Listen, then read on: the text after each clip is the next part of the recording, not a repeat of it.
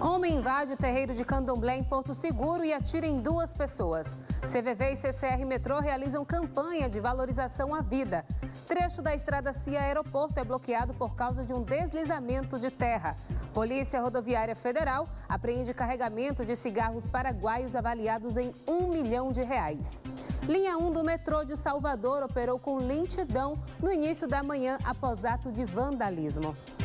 Esporte sem Gilberto, Bahia enfrenta o São Paulo hoje à noite pela Copa do Brasil. E Osmar Loss comanda o primeiro treino como técnico do Vitória. O TVE Notícias começa agora.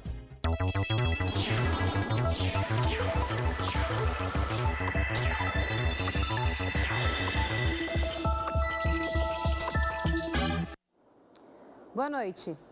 Um ato de vandalismo provocou lentidão na linha 1 do metrô de Salvador no início da manhã. Muita gente chegou atrasada aos compromissos por conta do problema. O repórter Juraci Santana tem as informações. O atraso na saída dos trens da linha 1 teria acontecido por conta de atos de vandalismo, segundo a CCR, concessionária que administra o serviço de transporte. Os usuários enfrentaram velocidade reduzida e maior intervalo nas estações Retiro e Pirajá. A concessionária informou que uma equipe de manutenção foi acionada e que os trens voltaram a circular com velocidade normal por volta das 9h30 da manhã. Nós voltamos ao estúdio. E a CCR Metrô e o CVV estão oferecendo atendimento em algumas estações de metrô durante a semana de valorização da vida. A ação presta apoio emocional através da escuta fraterna e também do painel dos sentimentos. Dados do Ministério da Saúde apontam que o suicídio é a 4ª maior causa de morte de jovens entre 15 e 29 anos no Brasil. No vai e vem frenético da estação do metrô, uma breve parada para expressar o sentimento do dia. No painel de recados, a tradução de sentimentos de dezenas, centenas de pessoas que passam pelo local. Eu passei muito tempo sozinha e triste e já tinha ligado para a CVV uma vez por causa disso, por estar num momento de extrema tristeza e estar necessitando. E eu acho muito legal, a iniciativa é muito legal. A iniciativa do CVV, Centro de Valorização da Vida, além de escutar as pessoas, também tem o objetivo de sensibilizar e conscientizar a população sobre o suicídio e contribuir para a redução da estatística que registra a morte de milhares de pessoas por esta causa em todo o mundo. Segundo informações da Organização Mundial da Saúde, a cada 46 minutos uma pessoa se suicida no Brasil. No mundo é a 4ª maior causa de morte entre jovens de 15 a 29 anos. Falar é a melhor opção. É a solução, a gente precisa falar. E quando a gente faz isso, a gente já está fazendo essa prevenção, porque a gente está dando a oportunidade para a pessoa dizer, para ela dizer o que ela está sentindo. A ação realizada em parceria com a CCR Metrô atraiu muitos curiosos e pessoas como a cozinheira Rosângela. Recentemente, há uns 7 meses, a minha casa desabou, né? E foi um momento muito estressante, mas novamente, até a amiga que está aqui, ela, me colocou para cima, porque são momentos, né? Então, quando eu estava sozinha, triste, ela chegou lá e disse, não, eu vim para te ajudar. E até sexta-feira, a Semana do Mês está oferecendo oportunidades para empreendedores de Salvador e 90 municípios do interior do estado. Com dificuldades para se inserir no mercado de trabalho, Reonel Sena resolveu se qualificar para abrir seu próprio negócio. Para ele, o conhecimento é o diferencial. Por isso, se inscreveu em 14 cursos de capacitação do Sebrae. Na situação que nosso mercado está, a gente precisa ter o nosso diferencial, inovar. E através dessas palestras a gente vai conseguir inovar e ter o nosso diferencial para crescer, né, no nosso ramo. De acordo com o portal do empreendedor do governo federal, existem hoje no Brasil mais de 8 milhões de empreendedores formalizados. Houve um aumento nos últimos 5 anos de 120% no número de empreendedores formalizados. De acordo com o Sebrae, aqui na Bahia existem mais de 455 mil empreendedores. E esse aumento é exatamente por conta da crise do desemprego. Por isso, muitos deles estão buscando se capacitar. Se aperfeiçoar, assim, inovar, né? É o que mais a gente está querendo, né? Inovar na área de marketing. Hoje, a principal dificuldade do MEI está relacionada ao tema de finanças. Como ele pode formar o seu preço, qual é o preço que ele tem que vender para ele não ter o prejuízo no negócio, a parte de capital de giro, separar o recurso da empresa com o dinheiro pessoal. É muito interessante que tenha essa divisão do que é dinheiro da empresa, do MEI, e do que é o dinheiro da pessoa física. Esta semana estão sendo oferecidas 20 mil vagas de capacitação, com 15 mil oportunidades de cursos, palestras e oficinas presenciais, e 5 mil vagas online nos mais de 90 municípios baianos. O SEBRAE realiza a Semana do MEI em todos os estados. Aqui na Bahia, a 10ª edição que a gente está realizando essa semana. As vagas estão abertas ainda no site semanadomei.com.br. Ainda estamos aceitando as inscrições. Administrador há 14 anos, Almir Trinchão ministra oficinas na Semana do MEI do SEBRAE. Vê que o mercado está enxuto com relação à disponibilidade de crédito, né? Então o empresário tem que saber hoje realmente lidar com o seu dinheiro, se planejar, né? E investir certo. Então, mais uma vez, se planejar.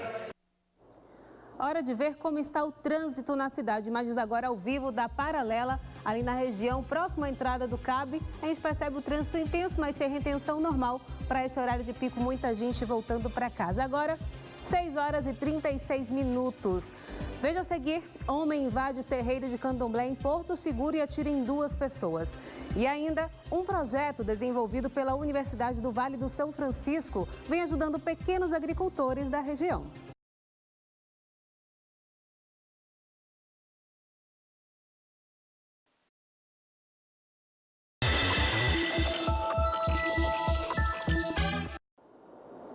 Um deslizamento de terra bloqueou um trecho da BA-526 em Salvador. Veja esse e outros destaques no Giro de Notícias. Um deslizamento de terra interrompeu hoje pela manhã os 2 sentidos da rodovia Cia Aeroporto no quilômetro 6. Um carro que passava pelo local na hora que a terra caiu foi atingido, mas não houve feridos. Equipes da Via Bahia trabalharam para liberar a rodovia. A Codesal também encaminhou equipes para avaliar a ocorrência. Em Juazeiro, um motorista ficou ferido após a carreta carregada de frutas que ele dirigia bater em outra na BR-235. O outro veículo era um caminhão-tanque de combustível que estava vazio, mas após o choque pegou fogo na via. O condutor conseguiu sair sem nenhum ferimento. O fogo foi apagado pela equipe do Corpo de Bombeiros que fez o resgate da outra vítima. O motorista ferido foi encaminhado para o Hospital de Traumas de Petrolina, em Pernambuco. Pessoas que passavam pelo local saquearam a carga. Ainda de acordo com os bombeiros, a suspeita de que uma das carretas invadiu a contramão durante uma ultrapassagem. Em Jequié, na região sudoeste do estado, a Polícia Rodoviária Federal apreendeu aproximadamente 270 mil maços de cigarros, no valor de R$1 milhão. Os pacotes que estavam dentro de um caminhão-baú com placa de São Paulo era de origem paraguaia. O motorista, preso em flagrante, confessou que transportava o produto ilícito em meio à carga de verdura e que seguia com destino à Feira de Santana. Esse ano já foram apreendidos mais de 1.700.000 maços de cigarro, que já superam os números de todo o ano passado. Em Porto Seguro, na região sul, um pai de santo foi baleado após um homem invadir um terreiro. Além de Pai Elinho, como é conhecido, outro homem foi atingido. De acordo com a polícia, o responsável pelos tiros já frequentou o terreiro, mas não há informações sobre a motivação do crime. As 2 vítimas foram levadas para o Hospital Regional Deputado Luiz Eduardo Magalhães e já receberam alta. O caso é investigado pela Polícia Civil da cidade. E até 27 de maio está sendo realizada em Salvador a Semana Internacional de Conscientização da Tireoide. A campanha mundial tem o objetivo de conscientizar o público e profissionais de saúde sobre a tireoide e seus distúrbios. A tireoide é uma glândula pequena em formato de borboleta que age na função de vários órgãos do corpo humano. Ela é responsável pela produção de hormônios vitais que controlam o metabolismo. Quando há produção de mais ou menos hormônio, o metabolismo é afetado. Foi o que aconteceu com Ivana. Por 2 anos, a maquiadora conviveu sem saber com distúrbios da tireoide. Ela ganhou mais de 20 quilos nesse período. Foi a ginecologista quem alertou para um possível problema na glândula. Tenho que fazer dieta o tempo todo, tendo acompanhamento em 3 ou então a 4 meses. E tenho que estar sempre fazendo exercício físico, senão eu aumento muito o peso. E não pode parar, porque senão às vezes dá alteração no fígado, dá um monte de problemas. Sonolência, ganho de peso, alterações do ciclo menstrual, unhas quebradiças, pele e cabelos secos, prisão de ventre são alguns sintomas quando o organismo produz menor quantidade de hormônios tireoidianos. Já o hipertireoidismo é a liberação em excesso, explica a endocrinologista e diretora da Associação Brasileira de Endocrinologia da Bahia. Esses sintomas devem alertar o paciente de que existe algum problema com a tireoide e deve levá-los a procurar um médico especialista. A mesma situação acontece com Erlânia. A cabeleireira, há 4 anos, faz pulsão para saber o que ocorre com a tireoide. Descobriu nesse período 6 nódulos e, por causa disso, faz acompanhamento médico. Todo ano eu tenho que fazer pulsão de tireoide. Normalmente os resultados são bons, mas a cada ano que passa vai aumentando. Tá? Cada vez que eu faço, eu descubro que eu tenho mais um nódulo, mais um nódulo. De acordo com a Sociedade Brasileira de Endocrinologia e Metabologia, estima-se que 60% dos brasileiros tenham nódulos da tireoide. Destes, 5% são cancerosos. E as mulheres têm de 5 a 10 vezes mais chances de terem distúrbios da tireoide. Apesar de não querer ter filhos, nesse período o ginecologista também alertou Ivana sobre a importância do controle dos hormônios. Altera, não pode. Às vezes, se você tiver com os hormônios tudo certinho, às vezes você pode até engravidar e às vezes não. Diante de uma suspeita diagnóstica, é importante que a gente faça exames no sangue, onde a gente dosa a avaliação hormonal tiroidiana, que são o T3, o T4, o TSH, e também exames de imagem se a gente está suspeitando de alguma alteração morfológica na tireoide, como, por exemplo, presença de nódulos, alterações importantes que podem sugerir um problema aí do paciente. Um projeto da Universidade Federal do Vale do São Francisco vem ajudando pequenos agricultores da região. O projeto Sisteminha é uma forma de desenvolvimento para a agricultura rural. Veja na reportagem colaborativa da TV Caatinga. Uma tecnologia capaz de permitir o cultivo de hortaliças, frutas e a criação de animais. Tudo isso integrado na forma de um sistema que se inicia a partir de um tanque de piscicultura. Assim, é o Sisteminha Espaço Plural, um projeto de extensão desenvolvido pela Universidade Federal do Vale do São Francisco desde agosto de 2017. Nós estivemos em Parnaíba, visitando o Sisteminha Embrapa, lá da Embrapa Meio Norte, e através do que nós vimos lá em Parnaíba, nós buscamos replicar aqui no Sisteminha Espaço Plural. Quando nós voltamos, nós começamos a construção aqui do Sisteminha Espaço Plural. Primeiro foi feito um tanque de alvenaria e depois nós começamos com a parte do plantio escalonado. Em seguida foram sendo feitas outras melhorias, outras construções, sempre com a participação dos alunos. O Sisteminha envolve estudantes de zootecnia, medicina veterinária, além de engenharia agronômica e da computação. Eles são responsáveis por cuidarem da unidade demonstrativa que fica localizada no Espaço Plural, em Juazeiro. Além disso, eles coordenam visitas técnicas, palestras e implantação da tecnologia em outras localidades, principalmente na zona rural. O Sisteminha ele é um projeto, ele é um sistema de produção integrado de alimentos, onde casa perfeitamente a produção vegetal com a produção animal. O pulmão de todo o Sisteminha é um tanque de piscicultura, um tanque que ele tem apenas 4,40 de diâmetro por 70 centímetros de profundidade. São mais ou menos 8 mil litros d'água. E por que é possível criar o peixe? Porque funciona um sistema de recirculação, certo?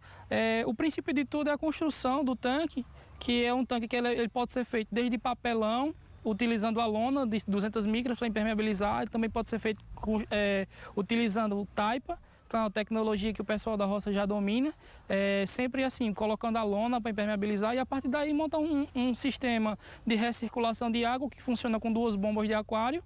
Essa água ela vem para um sedimentador.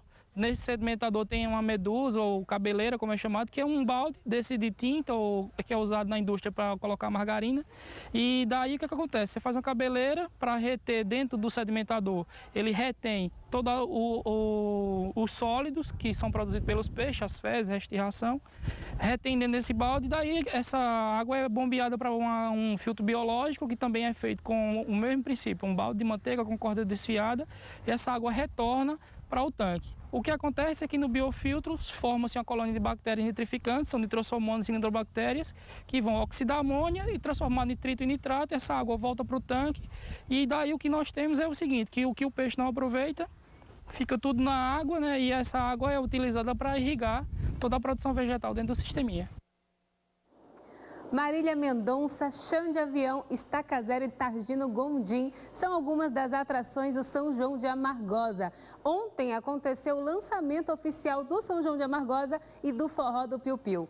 A TVE vai mostrar ao vivo o melhor da festa direto da cidade. Foi lançado ontem o Forró do Piu Piu. Essa será a 23ª edição do evento, que é realizado em um dos mais procurados destinos do período junino na Bahia, a cidade de Amargosa. Nesse ano, atrações como Wesley Safadão, Zé Neto e Cristiano e Léo Santana farão a festa. Lembrando que a partir do dia 20 de junho, a TVE marcará presença com a transmissão do São João de Amargosa. Nesse ano, o arrastapé da TVE começa no dia 20 de junho e vai até o dia 24. Serão transmitidos o São João de Amargosa, Cruz das Almas e de Salvador no Pelourinho.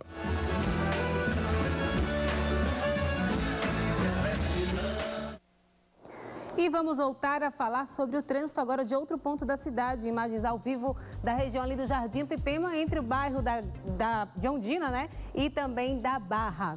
Agora são 6h48 a seguir. Bahia enfrenta o São Paulo hoje à noite pela Copa do Brasil sem Gilberto. E Osmar Loss comanda o primeiro treino como técnico do Vitória. E ainda, a exposição Pra Lá de Marrakech reúne imagens da cultura marroquina por fotógrafos baianos.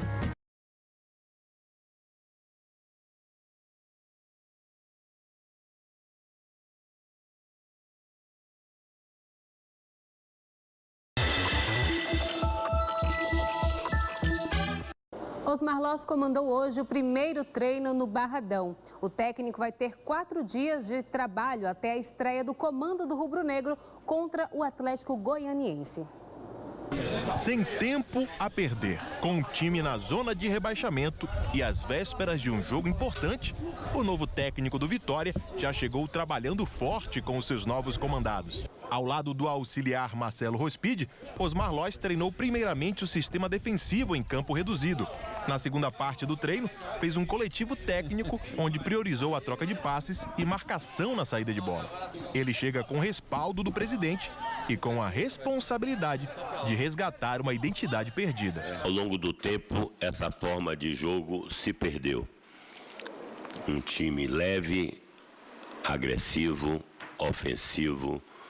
Assim foi o Vitória da década de 90 e da década de 2000. Após um primeiro contato de reconhecimento e muito trabalho, o técnico Osmar Loss foi apresentado pelo presidente Paulo Carneiro e depois falou pela primeira vez como novo técnico do Leão. Já falei para os atletas hoje de manhã e acho que agora eu me reporto a toda a torcida do Vitória sobre a importância que tem esse momento que o Vitória passa. A gente sabe, e eu pude vivenciar na minha carreira diversas estruturas de clubes que têm qualidade, que têm competência, que perambulam frequentemente pela primeira divisão e o Vitória não deve nada a ninguém.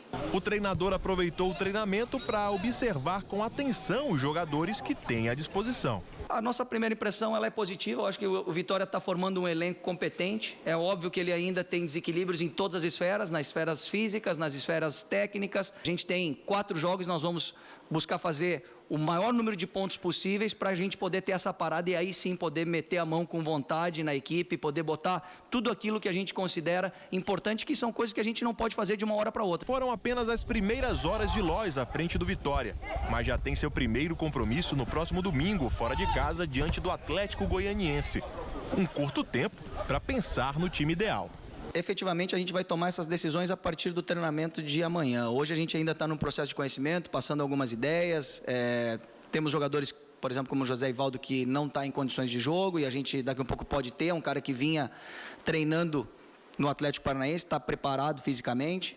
Ele é o terceiro treinador do rubro-negro na temporada e quer finalmente resgatar aquele velho perfil que anda sumido no Barradão. Na realidade, eu não quero que o Vitória tenha a minha cara, eu quero que o Vitória tenha a cara do Vitória, a cara da tradição, da história de tantos anos que esse clube já foi. Não precisa ter a cara do Osmar, não precisa ter a cara do Paulo, tem que ter a cara da história do Vitória. O Bahia entra em campo daqui a pouco pela Copa do Brasil. O tricolor baiano enfrenta o São Paulo no Morumbi às 9h30 da noite pela partida de ida das oitavas de final da competição. Roger Machado não vai contar com o atacante Gilberto, suspenso pelo terceiro cartão amarelo. Em compensação, ele vai ter a volta de Nino Paraíba, que cumpriu suspensão na partida de domingo pelo Campeonato Brasileiro.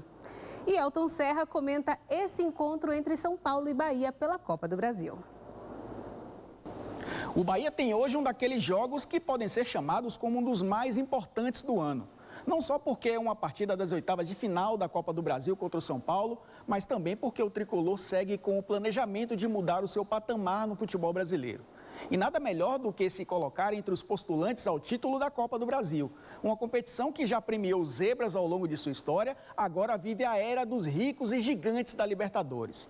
Entre essas duas realidades, existem aqueles times que possuem estrutura e torcida capazes de brigar de forma competitiva dentro de um torneio mata-mata. E o Bahia tem essa capacidade. O São Paulo é sempre um dos favoritos ao título, mas ainda passa por um longo processo de reformulação e reconstrução de sua identidade. Sequer chegou à fase de grupos da Libertadores e nunca ganhou a Copa do Brasil. Claro que o futebol é muito mais presente do que passado, mas o confronto entre tricolores é o mais equilibrado que o Bahia poderia encontrar nessa fase. Mesmo com a tradição do São Paulo em mata-matas, é possível ver o Bahia entre os 8 melhores da competição. Tudo passa por uma boa partida hoje. Se conseguir ser equilibrado e disciplinado como foi no último domingo contra o mesmo São Paulo, tem grandes chances de continuar aumentando ainda mais a sua grandeza. 12 fotógrafos baianos viajaram para o Marrocos no ano passado e o resultado da expedição está na mostra Pra Lá de Marrakech. Marrocos com suas cores, religiosidade, tradição, ruelas e paisagens. Os fotógrafos passaram por 7 cidades e trouxeram o colorido do Marrocos, além de olhares sobre os tradicionais mercados, vestimentas, religiosidade e, é claro, as paisagens. O grupo de baianos enfrentou dificuldades com a resistência dos marroquinos ao serem fotografados, pois eles acreditam que a alma é roubada pelo registro. A mostra fica em cartaz na Galeria Cláudio Cola Volpe, na Pituba, até sábado.